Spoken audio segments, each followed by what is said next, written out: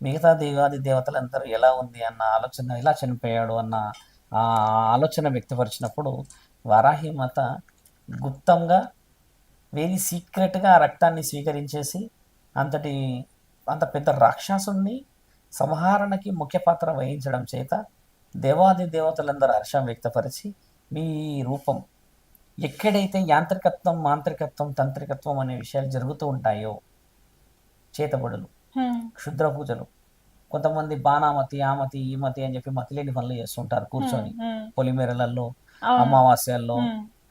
పౌర్ణమిలప్పుడు, గ్రహణాలప్పుడు కదా. అలాంటి వారిని అమ్మ సీక్రెట్గా పడుకోబెడుతుంది అనేది ఈ శాస్త్రీయతకు అర్థం. ఆమెకి ఎందుకంటే ఆవిడ యంత్ర మంత్ర తంత్ర శక్తులకు అధిపతి.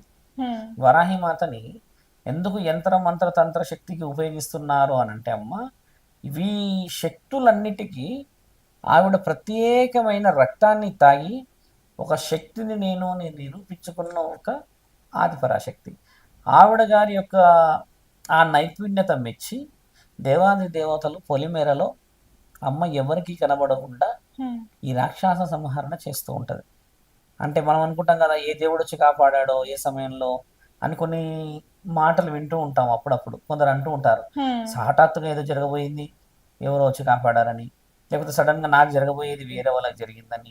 ఇట్లాంటి అన్నీ వింటున్న దానికి నిదర్శనాలు ఇలా ఉండవచ్చును.